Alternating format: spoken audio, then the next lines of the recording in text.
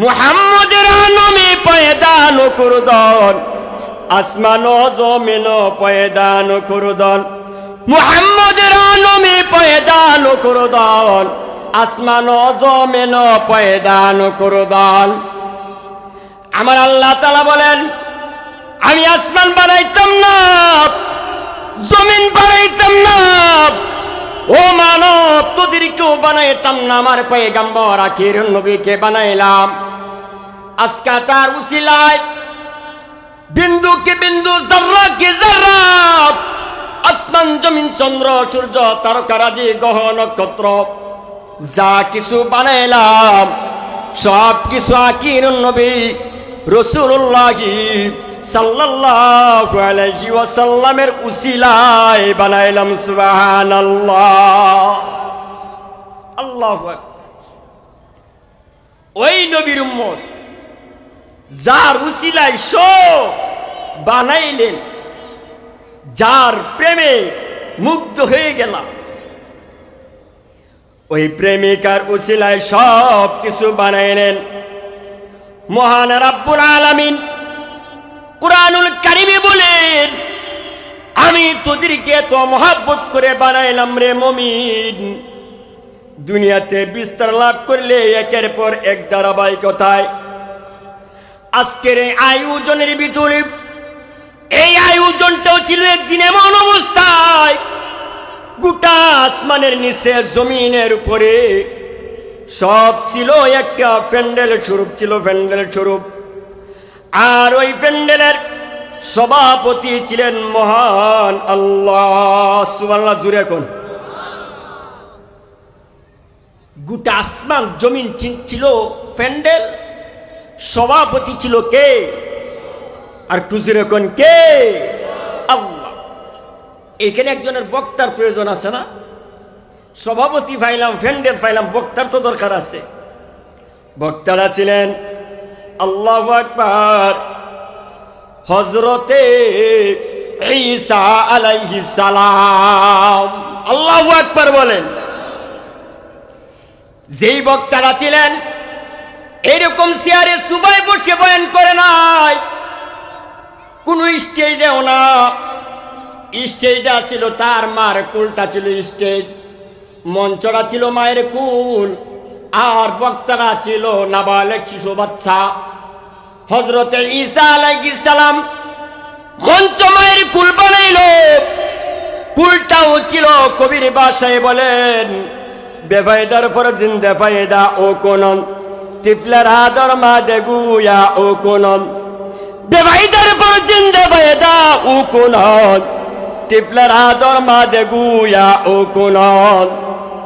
কয় মঞ্চটা বানাইলো এমন ভাবে একটা দুলনাম, দুলনার উপর যখন যায় কাপের মুখটা ইহুদিরা যখন প্রশ্ন করেন, তুমি কার সন্তান, কেমনে দুনিয়াতে আসলা, তোমার পরিচয় কি, তোমার ড্রেস কি, বলো সুন্দর করিয়া বলো। এবার হযরতে ঈসা আলাইহিস সালাম মার কুলে অথবা দুলনার উপর তাকিয়া তার জবাব দেন, বয়ান করেন, আল্লাহু আকবার। ক্বালা ইন্নী আব্দুল্লাহ আতানিয়াল কিতাব ওয়া জাআলানি নাবিয়্যা। সুন্দর করিয়া জবাব দেওয়া শুরু করলেন। এবার এই বাচ্চা যখন সুন্দর করে জবাব দেওয়া শুরু করলেন, সবার ভুল ভাঙ্গে গেলেন। সভাপতি ছিলেন কে? জুড়ে বলেন, কে ছিলেন? আল্লাহু আকবার, আল্লাহ তাআলা সভাপতি। এবার শ্রোতা ছিলেন ইহুদি, নাসারা, খ্রিস্টান। এই তারা ছিল শ্রোতা, তারা শুনবেন। আর ভয়ানক বক্তা ছিলেন হযরতে ঈসা আলাইহিস সালাম। আর প্যান্ডেল ছিল গোটা পৃথিবী। সুবহানাল্লাহ। আর আমাদের যে সমাজ, আমাদের এই সমাজের যে শ্রোতা, আমরা তো সবাই ইমানওয়ালা। কথা ঠিক না বেঠিক কন? আমরা কি ইমানওয়ালা না? ওই হুজুর আমাদের যে ইমান, যে দুর্বল ইমান, এই কারণে শর্মে কই না যে আমরা ইমানওয়ালা। আসলে কথা ঠিক, দুর্বল ইমান, তারপরেও আমরা ইমানওয়ালা। কি কন? তারপরেও ইমানওয়ালা। আমার নামটা তো মুহাম্মদ লাগাই, শুরু দিয়া লাগাই নাকি? নামটা তো মুহাম্মদ লাগাই। ইসলাম অথবা গাফফার, আব্দুল গাফফার, আব্দুল জব্বার, দিন ইসলাম, বা আরও অনেক আমিনুল ইসলাম অনেক কিছু তো লাগাই, ইসলাম তো সঙ্গে লাগাইয়া রাখছি, এই উসিলা যদি আল্লাহ মাফ করে আরেকটা বইল বর্তমান সমাজের লোকেরাও তো বুঝবে যে না, সে মুহাম্মদ সাল্লাল্লাহু আলাইহি সাল্লামের উম্মত বিদায় তার নামের সুর দিয়ে লাগাই দিছে মুহাম্মদ। সুবহানাল্লাহ, আসতে না জুড়ে।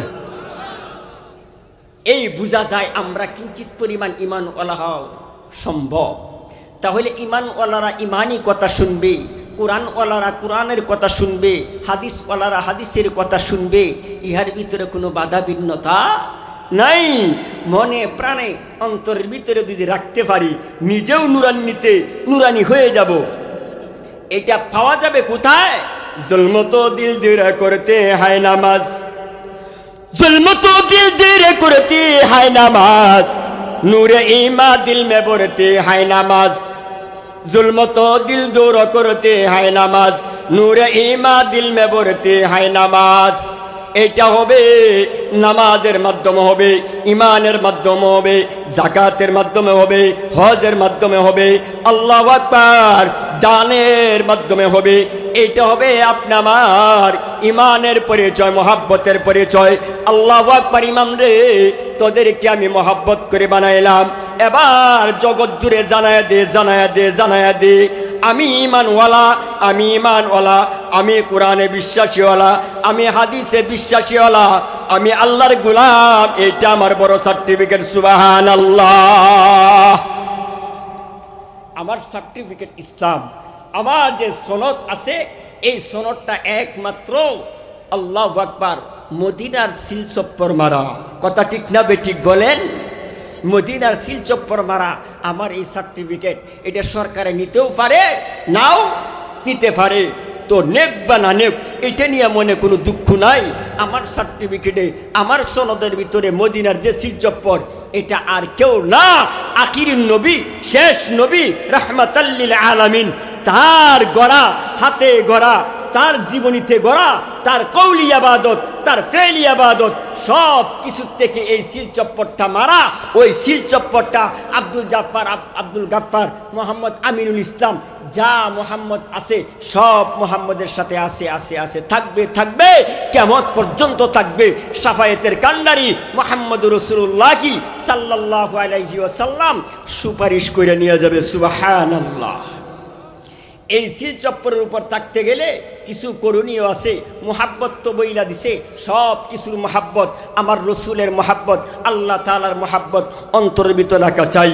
এইটা হবে জিচে চাহে তুদে দুনিয়া কি দৌলত, জিচে চাহে তুদে দুনিয়া কি দৌলত, हमें मुस्तैं हिदायत कर खुदाया, ना अमेरिका ना लंदन से उल्फत, हमें मुस्तैं मदीना कर खुदाया।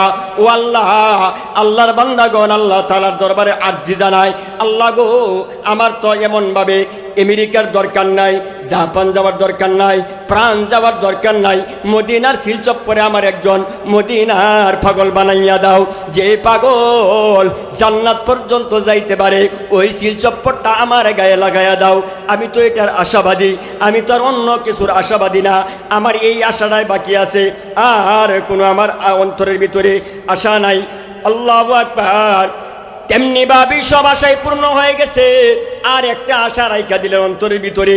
এই আশাটার নাম হইল মদিনার সিলচপ্পর যদি আমার গায়ে লাগাইতে পারি, আমার জিন্দিগিতে লাগাইতে পারি, এইটি আমি সবচেয়ে বড় দামি, সবচেয়ে বড় দামি, ওই দামি বান্দাটাই জান্নাতমুখী। সুবহানাল্লাহ। এই দামি বান্দাটা জান্নাতমুখী হইতে পারবে। আর যদি মদিনার সিলচপ্পর রাইখা ভিতরে ভিতরে দুর্বলতা করে, তাহলে সে হবে একটা 2 নাম্বার ইমানদার। যেরকম উদাহরণ দিলে বুঝবেন, ইসলামী ব্যাংক নামে আছে না নাই? আওয়াজ করেন, ইসলামিক ব্যাংক আছে না নাই? ইসলামী ব্যাংকে কি সুদমুক্ত না সুদযুক্ত? কথা কইনা দি,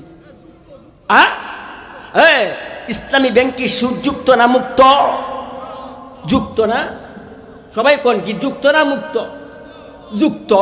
তেমনি ভাবে আমার মতো কিছু ফাড়াসিরা মৌলবী আছে, তাদের মতো, আমার মতো বলতেছি, আমার মতো মতো কিছু হাডাসিরা মৌলবী আছে, তাদেরও এরকমভাবে নাম ডাক সব কিছুই আছে। তার ভিতরে যদি এইরকম যুক্ত থাকে, নায়েবে রাসূলদের ভিতরে যুক্ত থাকে, তার ভিতরে এরকম 2 নাম্বারই যেরকম ইসলামী ব্যাংক নাম রাখছে, তাই বললে আপনি ভাবেন না এটা ইসলামের একান্তভাবে কাজ করতেছে, ইসলামের খেদমত করতেছে। খোদার কসম তার দ্বারা কোনো ফায়দা হবে না, জাহান্নামের জন্য এটাই সর্বশ্রেষ্ঠ টিকিট হয়ে যাবে। ঠিক না বেঠিক আপনারাই কোন? কাজেই বাবাজি এই ফাদাসিরা মৌলবীর দিকে তাকাইয়া আপনি আমার জিন্দিগিটা সুন্দরভাবে রাখার চেষ্টা করবেন, তার দিকে আগে জাস্টি করবেন, সে কোন তরিকার লোক, সে কিভাবে চলে, সে কি আপনার জাহান্নামের মুখী বানাইতেছে নাকি জান্নাত মুখী বানাইতেছে, এটা বুঝার চেষ্টা করবেন। না বুঝা অন্ধবিশ্বাস কইরেন না, অন্ধবিশ্বাস কইরেন না। প্রত্যেক জায়গায়ও বলি, এই জায়গায়ও বলি, খোদার কসম যেই সমস্ত বক্তা আনে কেরাম আমার মতো অন্য কাউকে বলি না, আমার মতো কিছু আলেম সমাজ বা এইরকম মৌলবীরা চুক্তি করে আপনার কাছে 50, 60, 70 হাজার টাকা নিয়ে বয়ান করব, তার বয়ান শুনলেন না। কথা ঠিক না বেঠিক কর? শুনবেন তাকুর বয়ান? শুনতেন না? শুনবেন ঠিকই, বড় বক্তা লাগবো, লোক বেশি হইব, কালেকশন বেশি হইব, তারে আনো লাগবো। কথা ঠিক না বেঠিক? হ্যাঁ, কারো গায়ে লাগতেছে নাকি? তাইলে আওয়াজ করেন না, কে লাগে? গায়ে লাগার কথা না। ইসলাম টাকা দিয়ে বিক্রি হয় না, ইসলাম টাকা দিয়ে বিক্রি হয় না। ইমান টাকা দিয়ে যদি কিনা যাইতো তাহলে আমি আগে নাস্তিক হইতাম, তারপরে ইমান টাকা দিয়ে কিনে আনতাম। কি তখন না কে? আহা, কেমনি ভাবে আল্লাহু আকবার, আল্লাহর রাস্তাটা বলছিলাম মদিনার চিল চপ্পরটা নির্ভেজাল, কোনো ভেজাল নাই, কোনো ভেজাল নাই। जिसे चाहे दे दुनिया की दौलत हमें मुझसे मदीना कर खुदाया, जिसे चाहे तू दे दुनिया की दौलत हमें मुझसे हिदायत कर खुदाया। ও আল্লাহ আমার সঠিক হেদায়েত দাও, কল্যাণ করো। আমি বেজাল যুক্ত আমি হেদায়েত চাই না, বেজাল যুক্ত হেদায়েত চাই না, বেজাল মুক্ত একটা হেদায়েত চাই। সাধারণ বান্দা 40 থেকে 50 বছর হায়াতের ভিতরে চলে যাওয়া লাগবে, এইটাই রাত মিয়া সাহেব। নাই 60-70 বছর হায়াত পাওয়া সম্ভব না। বেশিরভাগ গবেষণারা বলতেছেন 50 থেকে 45 এর ভিতরে বিদায় নেওয়া লাগবে। কোথায়? আল্লাহু আকবার, চলে যাওয়া লাগবে। কাজেই মিয়া সাহেব যেমনে মহাব্বত করে আল্লাহ বানাইলেন, এই মহাব্বতটা সুন্দর করে রাখার জন্য ইমানকে সঠিক করা লাগবে। আল্লাহু আকবার, সুন্দর করিয়া যদি কবর দেশে যাইতে পারেন, আমার নবী ওয়াদা দিছেন, আল্লাহ তাআলা ওয়াদা দিছেন, দুজনে ওয়াদা দিছেন, ওয়াদাল্লাহুল হাক্কা, আমার মহান আল্লাহ তাআলা ওয়াদা দিল, আল্লাহ রে ও বান্দা তুই যখন সঠিক ইবাদত করবে, বেজাল মুক্ত থাকবে, বেজাল মুক্ত থাকবে, বেজাল মুক্ত থাকবে, আমি আল্লাহ তাআলা তোকে ওয়াদা দিলাম জান্নাতের টিকেটটা অগ্রিম তোরে দিয়ে দিব। সুবহানাল্লাহ।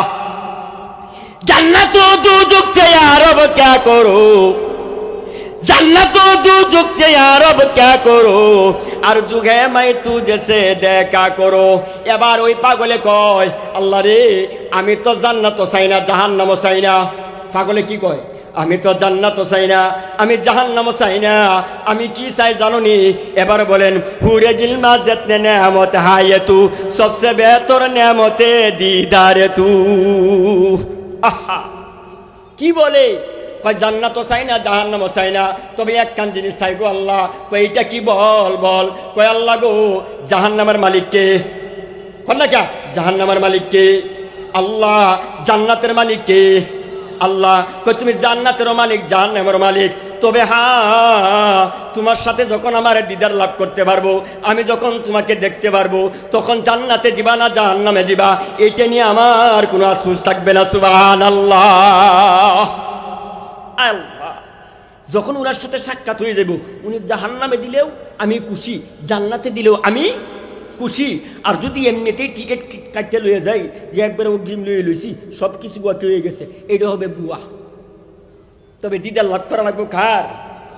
তেমনি ভাবে মিয়া সাহেব এই ওয়াজ শুনবেন, যে ওয়াজের দ্বারায় নিজের জীবনের সব প্রত্যেকটা কাজ আগে যা বলছিল সঠিক পথের দিশারি যেন হইতে পারে, আল্লাহকে বিশ্বাস করতে পারে, রসুলকে মহাব্বত করতে পারে, মানুষের সেবার লক্ষ্যে যেন আমার মন দিল ঠিক থাকে, এটা হবে 1 নম্বর ইবাদত। বাবারে এই ইবাদত যার ভিতরে থাকবে, ওই আখলাকটা যার ভিতরে থাকবে, আল্লাহু আকবার, আল্লাহ তাআলা ওয়াদাও দিলেন তোর লগে সাক্ষাৎ করব। এবার সমস্ত মণ্ডলের সভাপতি সাহেব মহান আল্লাহ তাআলা এমন একটা বয়ান দিবেন, কাল কিয়ামতের দিন সমস্ত পয়গম্বরদের বয়ান শেষ, সমস্ত পয়গম্বরদের বয়ান শেষ। এবার লাশ পর্দায় আমার আল্লাহ তাআলা এমন বয়ান দিবেন, যেই বয়ানটা আপনি আমি সবাই জানি, ওয়াজ কালামেও শুনি। আল্লাহু আকবার। সকলের সুর দিয়া তেলাওয়াত দিবেন, বয়ান দিবেন। বয়ান মানে এমন সুন্দর করে তেলাওয়াত করবেন, সবার তেলাওয়াত করার পর এবার মুমিনদেরকে সুন্দর করে মহান আল্লাহ তাআলা এমন সুর দিয়া শুনাইবেন। সূরাতুল আর রহমান আমরা যখন তেলাওয়াত করি তখন বলি আর রহমান, আর আমার আল্লাহ তাআলা এমন সুন্দর করিয়া তেলাওয়াত করবেন, কাল কিয়ামতের দিন হায়রে মুমিন বান্দা যারা দর্শন লাভ করবে, আল্লাহ তাআলাকে দেখতে পারবে, তাদেরকে শোনাবেন আল্লাহ তাআলা আনার রহমান। সুবহানাল্লাহ, জুড়ে বল। তেমনি ভাবে মিয়া সাহেব আল্লাহ পাক রব্বুল আলামিনকে পাইতে হলে কিছু করণীয় আছে না নাই? কথা কন নাকি, আছে না নাই? করার জন্য দুইটা জিনিস, একটা হলো জাহিরি ইবাদত। বলেন কয় ইবাদত? জাহিরি ইবাদত। আরেকটার নাম হলো বাতিনি ইবাদত। কয়টা ইবাদত? ইবাদত কয় প্রকার পাইলাম? দুই প্রকার। একটা হলো জাহিরি ইবাদত, আরেকটা হলো বাতিনি ইবাদত। বাবারে, জাহিরি ইবাদত দ্বারাই লোক সমাজে দেখবে, কীট পতঙ্গ দেখবে, সৃষ্টিকুল যাহা আছে সবাই দেখবে। আরেকটা ইবাদত আছে, এই সৃষ্টিকুলের যে স্রষ্টা আছে শুধু উনি দেখবে, আর কেউ দেখবে না। সুবহানাল্লাহ। এই ইবাদতটা করতে যায় অনেক কষ্ট হয়ে যায়। কেমনে কষ্ট হয়ে যায়? রাত্রের গভীরে কার সাথে সম্পর্ক হবে? एकाएक इश्क ने मुझको जगाया, जगा करो तू मुसीबत में बसाया। एकाएक इश्क ने मुझको जगाया, जगा करो तू मुसीबत में बसाया। बोलते चिलाम हाजी अमदादुल्लाह महोदय मुक्की रहमतुल्लाहि आলাই। আল্লাহু আকবার। মিয়া সাহেব মসজিদের কিনারায় বসিয়া রাতের গভীরে ইবাদত করে কার সাথে ইশকের খেলা খেলায়? আল্লাহর সাথে। এমনভাবে জিকির শুরু করলেন, লা ইলাহা ইল্লাল্লাহ, লা ইলাহা ইল্লাল্লাহ, লা ইলাহা ইল্লাল্লাহ। ইশকের খেলা টানতে টানতে বলেন, ইল্লাল্লাহ ইল্লাল্লাহ ইল্লাল্লাহ ইল্লাল্লাহ ইল্লাল্লাহ ইল্লাল্লাহ ইল্লাল্লাহ ইল্লাল্লাহ ইল্লাল্লাহ ইল্লাল্লাহ ইল্লাল্লাহ ইল্লাল্লাহ। এবার ইশকের ডাকে যখন সাড়া দিয়ে গেছে, আল্লাহু আকবার। এবার সাগরের পানির মতো যদি গুনাহ হয়, সাগরের ঢেউ পরিমাণ যদি গুনাহ হয়, মাফ হয়ে যাইবে রে বান্দা। যখন তুমি ডাকবা নরম দিলে, আল্লাহু আল্লাহ আল্লাহু আল্লাহ আল্লাহু আল্লাহ আল্লাহু আল্লাহ।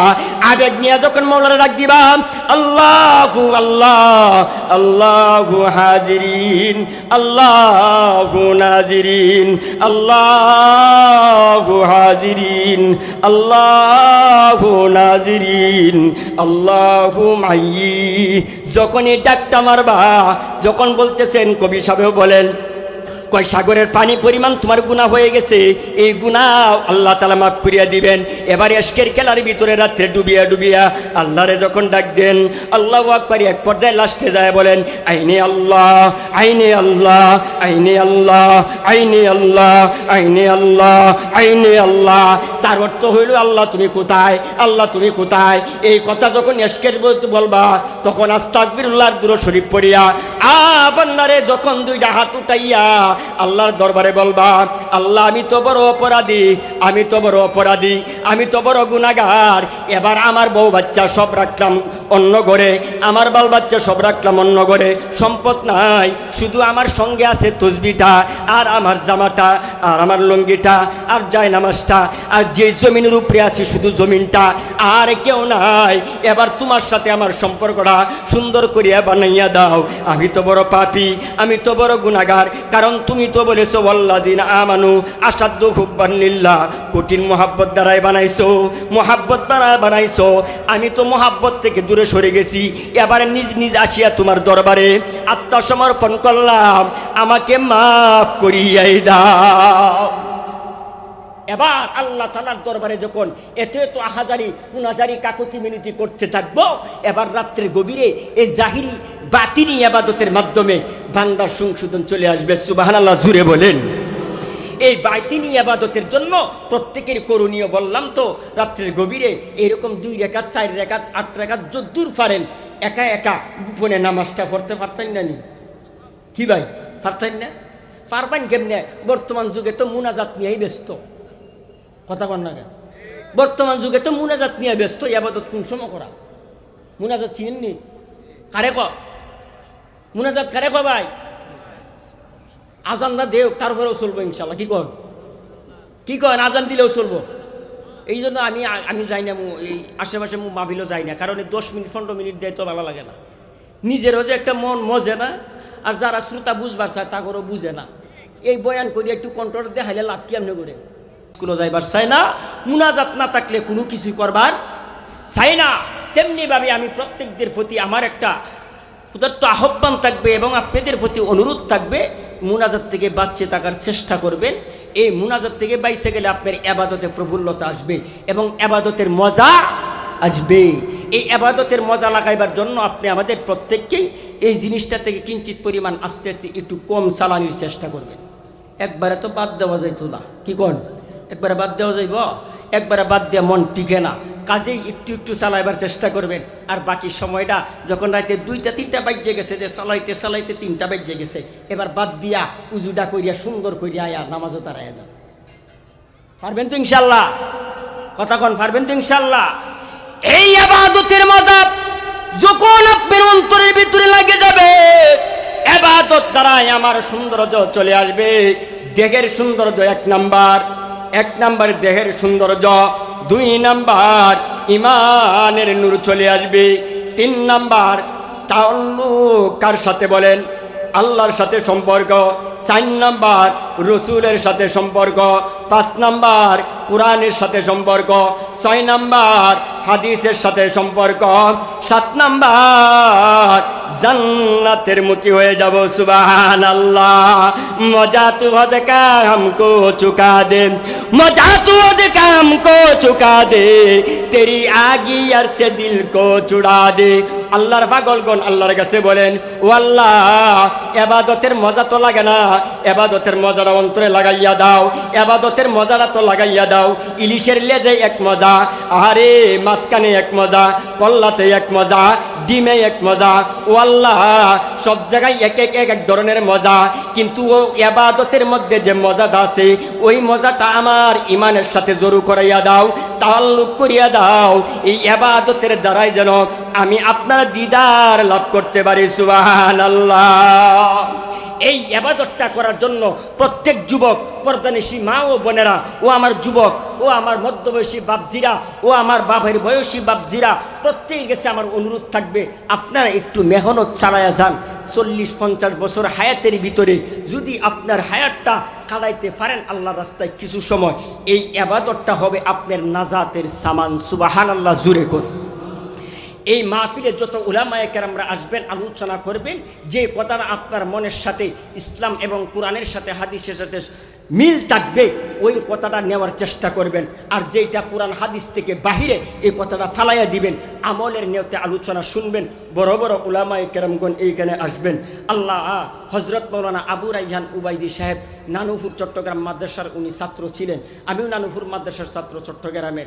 আল্লাহু আকবার। মিয়া সাহেব সুয়াইব আশরাফি সাহেব সিলেট হবিগঞ্জের মানুষ, ভালো আলোচনা করে, মাশাআল্লাহ। ওনার কণ্ঠে মধু আছে, ওনার আলোচনাও ভালো।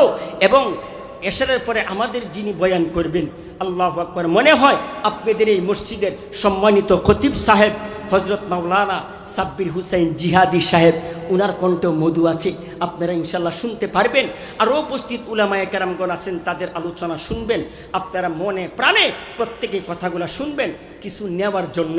খালি কানের ওয়াজ শুনেন না। কিসের ওয়াজ? কানের ওয়াজ শুনেন না। আর হুজুরের চেহারার ভঙ্গিবারটা দেখুন না, যে 1-2টা কথা নেওয়ার চেষ্টা করবেন, অন্তরে রাখিয়ে আমল করার চেষ্টা করবেন। তো ইনশাআল্লাহ আল্লাহ তাআলা আপনি আমাদেরকে ইবাদতের মজা, আল্লাহ তোমার প্রেমের ভালোবাসা